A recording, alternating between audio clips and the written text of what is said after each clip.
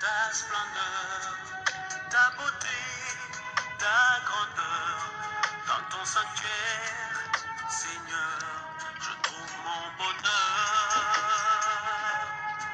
Devant ta face, j'oublie les écrits de la montre qui tourne, loin des choses importantes de ce monde.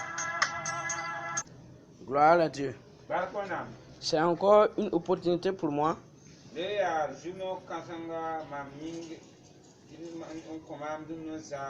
de se tenir devant le peuple de Dieu. Quand les enfants de Dieu sont réunis, d'un même cœur, d'une même pensée, Dieu parle. Si nous sommes prêts à l'écouter, certainement elle va nous parler. Gloire à Dieu. Quand nous combattons, nous avons déjà la victoire. Nous combattons pour se maintenir dans la victoire. La vie chrétienne, c'est une vie de combat. Nous ne pouvons pas éviter. Parce que la Bible déclare que Amalek vient combattre Israël et Rephidim. Ce n'est pas Israël qui s'est levé pour aller combattre Amalek. C'est Amalek qui s'est levé pour aller combattre Israël. Mon thème de ce soir s'intitule comme ci: Demeure inébranlable dans les derniers temps. Demeure inébranlable dans les derniers temps. Nous allons d'abord lire un verset. 1 Pierre 1 verset 13. 1 verset 13. C'est pourquoi saignez les reins de votre entendement, soyez sobres et ayez une entière expérience dans la grâce. Et une entière expérience dans la grâce.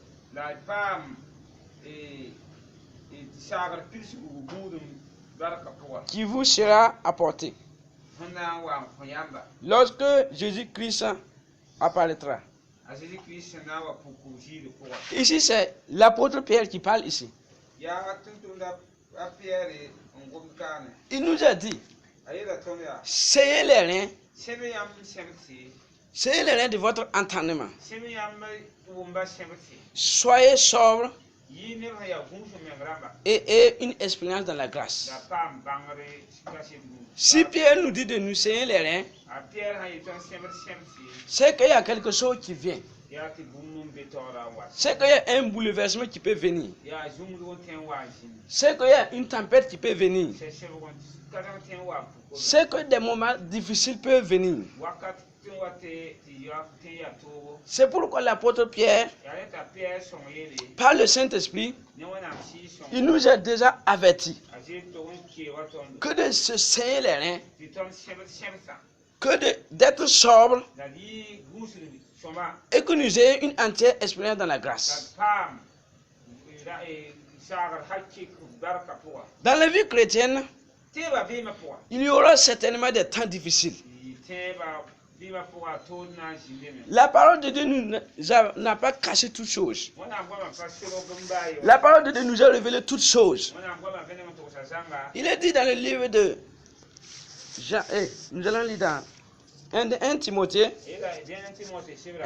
4 verset 1 à 9. Nous allons lire, si le mot est 1 Timothée 4 verset 9. 4, 1 à 9. On lit. 1 à 9. Mais l'Esprit dit expressément que dans les derniers temps, quelques-uns abandonneront la foi pour s'attacher à des esprits séducteurs et des doctrines de démons. Par l'hypocrisie de faux docteurs, portant la marque de la flétrissure dans leur propre conscience, prescrivant de ne pas se marier et de s'abstenir d'aliments que Dieu a créés. pour qu'il soit pris avec action de grâce pour ceux qui sont fidèles. Car tout ce que Dieu a créé est bon et ne doit être rejeté. Pourvu que l'on le prenne avec action de grâce. Parce que tout est sanctifié par la parole de Dieu et par la prière. En exposant ces choses aux frères, tu seras un bon ministre de Jésus. Jésus-Christ nourrit des paroles de la foi et de la bonne doctrine que tu as exactement suivie. Repousse les contes profanes et absurdes. Exerce-toi à la piété.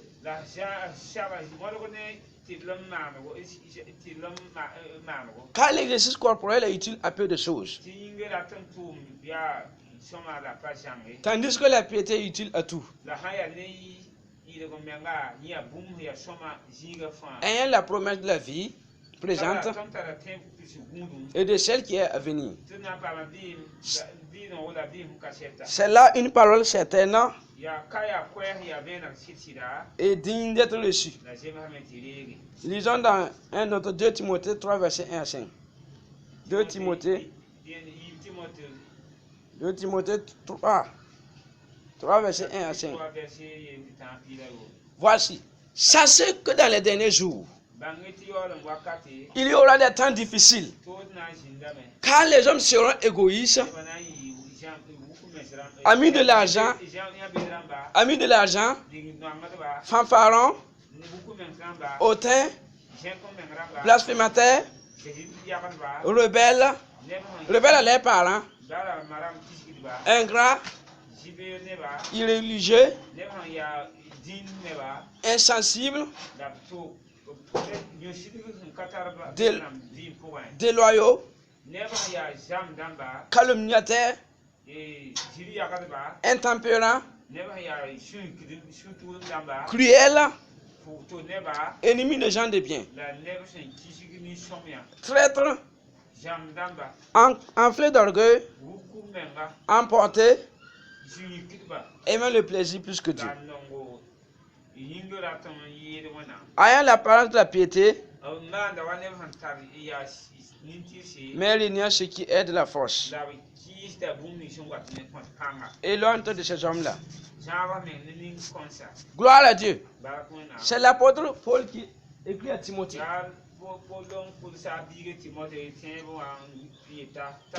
Paul n'a rien caché à Timothée.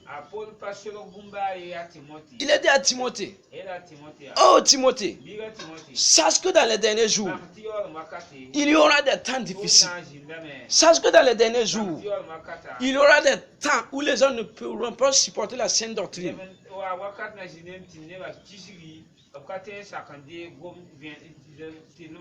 Dans les derniers temps, il y aura des temps difficiles. Dans les derniers temps, les hommes seront égoïstes,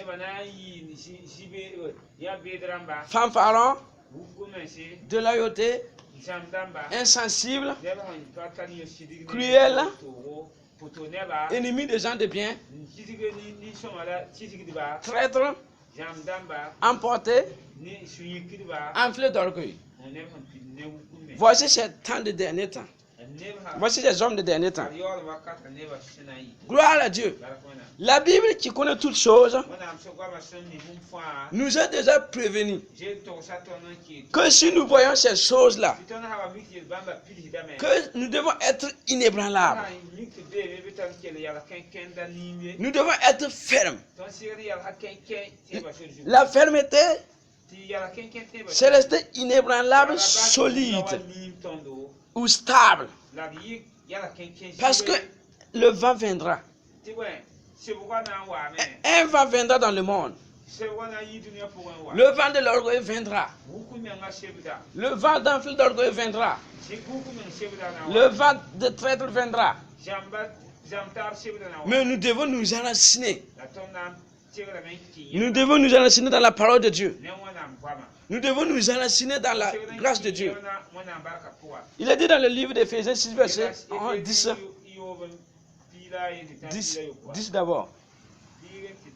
Il a dit, au reste, fortifiez-vous dans le Seigneur. Au reste, le reste, ce sont ceux qui se sont séparés du monde. Le reste, c'est ceux qui se sont séparés de ces hommes-là. Le reste, ce sont ceux qui se sont éloignés de ces hommes-là. Paul a dit à Timothée, éloigne-toi de ces hommes-là. Et puis, il lit dans le livre d'Éphésiens, au reste, vous qui voulez vivre dans la sainteté, vous qui voulez vivre dans la crainte de Dieu, vous qui voulez être enracinés dans la parole de Dieu, fortifiez-vous dans le Seigneur.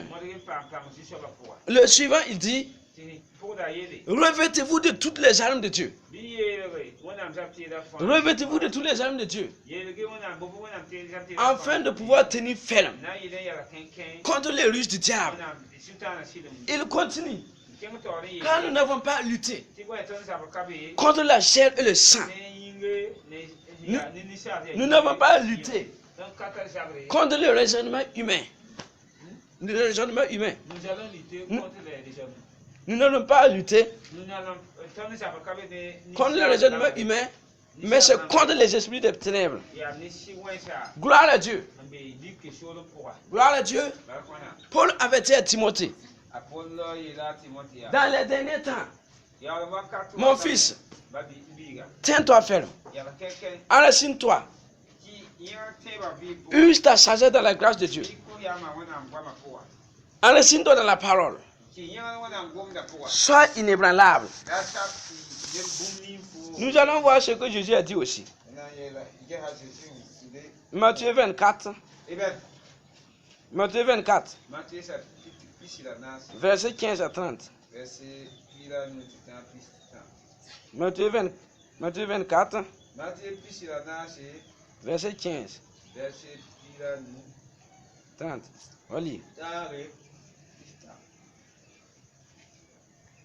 C'est pourquoi, lorsque vous verrez l'abomination de la désolation dont avait parlé le prophète Daniel, établi un lieu saint, que celui qui lit fasse attention. Alors, que ceux qui sont en Judée fuyez dans les montagnes.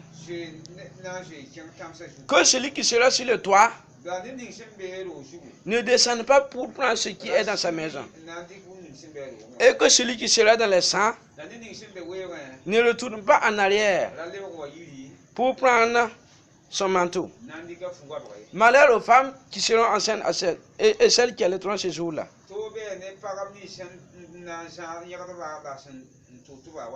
Il a dit, fuyez, priez pour que votre fuite n'arrive pas en hiver, ni un jour de sabbat. Car alors, la détresse sera si grande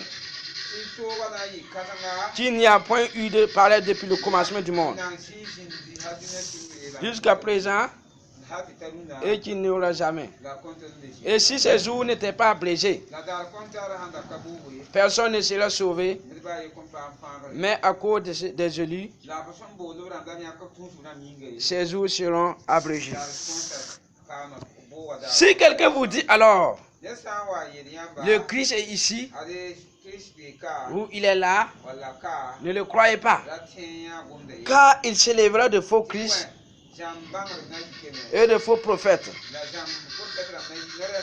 Ils feront de grands prodiges et des miracles au point de séduire. S'il était possible, même les élus. Voici, je vous l'ai annoncé d'avance. Si donc on vous dit, voici, il est dans le désert, n'y allez pas.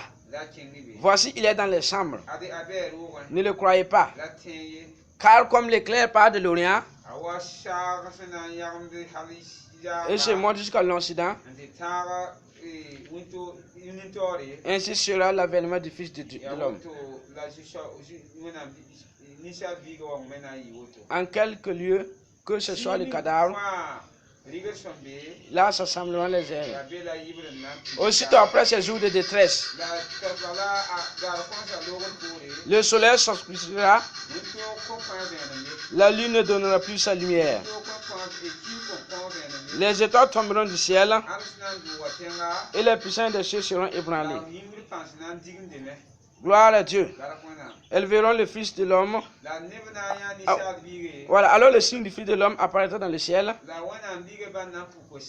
Tous les tribus de la terre se lamenteront. Et elles verront le Fils de l'homme venant sur le nuées du ciel avec puissance et avec une grande gloire. Gloire à Dieu. Demeurons inébranlables dans les derniers jours. Jésus même ne nous a pas caché ces choses. Jésus était avec ses disciples. Il a dit que vous, Pierre, Luc, Jean, mes apôtres, écoutez, un jour viendra où ce sera des temps de ténèbres. Un jour viendra où un grand vent abattra dans le monde. Un jour viendra où la tristesse envahira le monde entier. Mais vous, je vous ai averti d'avance. Je vous ai averti afin que vous soyez volés, afin que vous soyez prêts. Car ces temps viendront certainement. Car ces temps viendront certainement. Nous avons la grâce de servir un Dieu omniscient,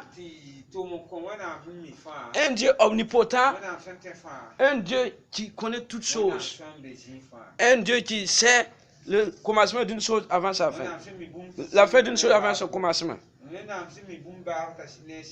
À cause de son omniscience et de son omnipotence, Dieu prévient ses enfants. Dieu prévient ses enfants afin de les secourir. À cause de ces trois identités de Dieu, l'enfant de Dieu est secouru. Nous sommes avertis. Il y aura certainement dans notre vie, chacun a son vent, chacun a sa tempête. Si on parle d'être inébranlable, c'est qu'il y a quelque chose qui viendra. Quelque chose viendra nous ébranler. Nous devons être fermes. Nous devons être fermes. Nous allons lire dans Luc 22, verset 45. Luc 22, chapitre 22. Voilà.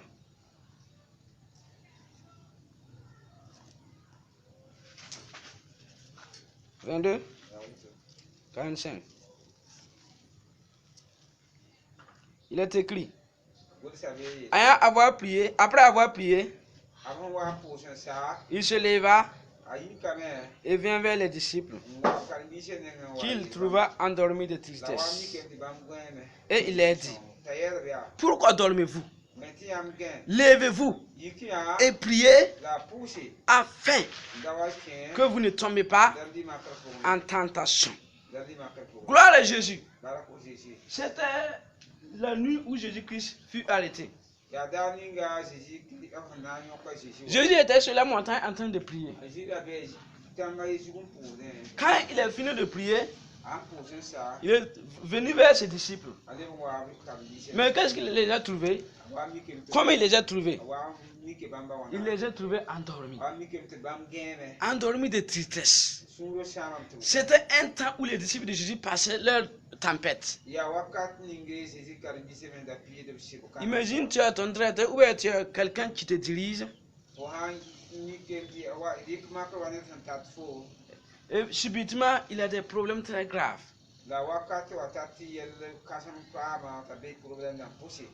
Tu dois être ébranlé aussi.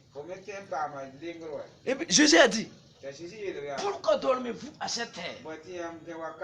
Levez-vous et priez. Levez-vous et priez. Afin que vous ne tombez pas dans la tentation.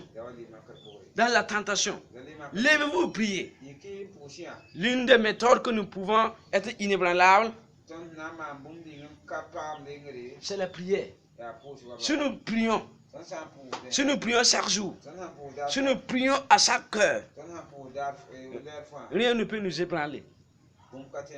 Nous allons rester inébranlables. Les disciples de Jésus passaient un temps de tempête. Parce que leurs méthodes doivent être arrêtées. Ils étaient dans la tristesse absolue. Leur soleil était obscurci. Le ciel de leur exaucement était fermé.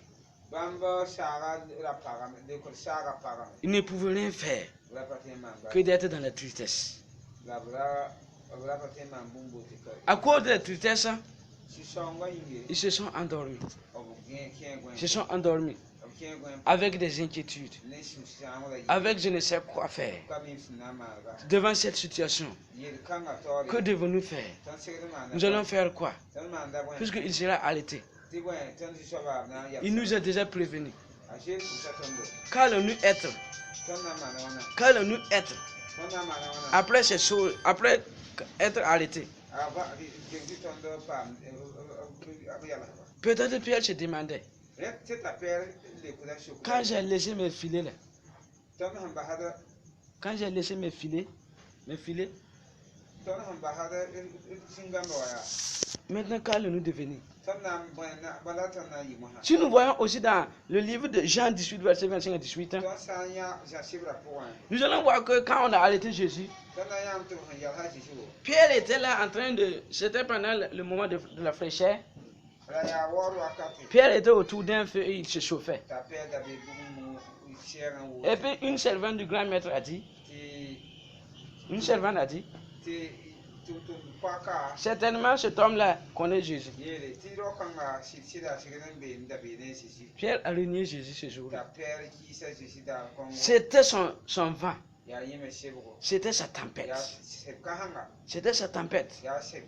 Si Pierre avait prié le jour où Jésus était sur la montagne aussi là, il n'allait pas, peut-être il n'allait pas renier Jésus. Il allait avoir la force de pouvoir supporter et dire que oui, je le connais. L'une encore des principes pour être inébranlable, c'est le jeûne.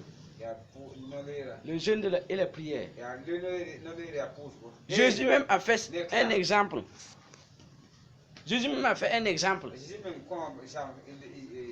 Il est parti dans 40 jours et 40 nuits, sans manger ni boire, jusqu'à pouvoir surmonter la tentation. Gloire à Dieu. Restons inébranlables. Nous allons voir l'enseignement que Paul donne à Timothée.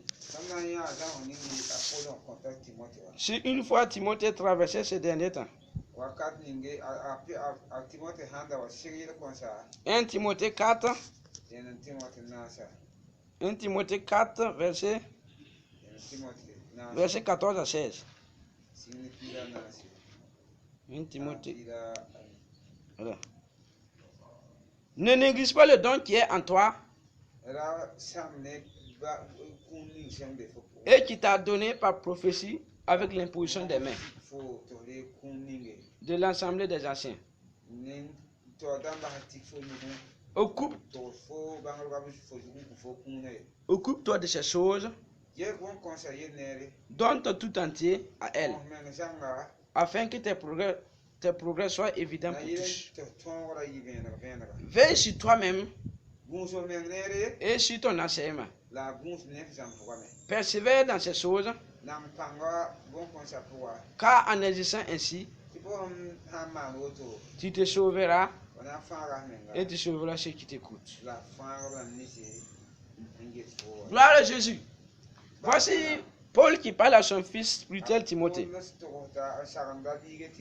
Il a dit à Timothée, ne néglige pas le don qui est en toi.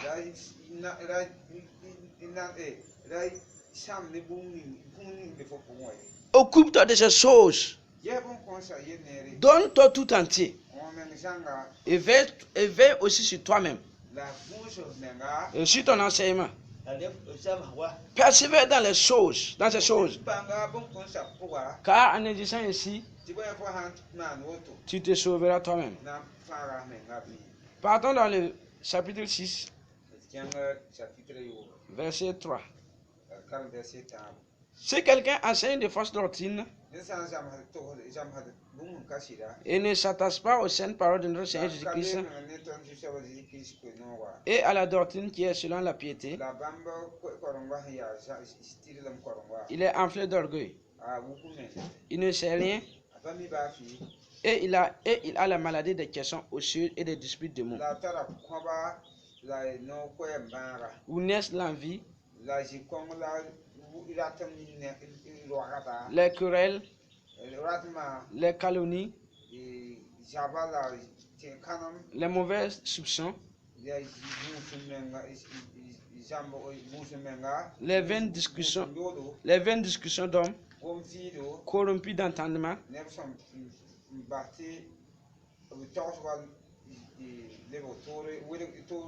privés de la vérité et croyant que la piété est une source de gain.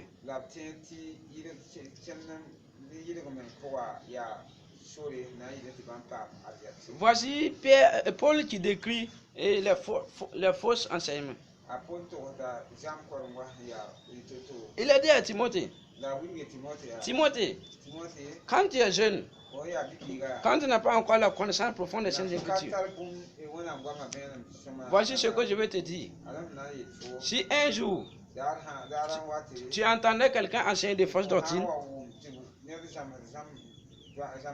et ne s'attache pas aux saintes paroles de notre Seigneur, Jésus-Christ est à la doctrine qui est selon la piété, cette personne est enflée d'orgueil.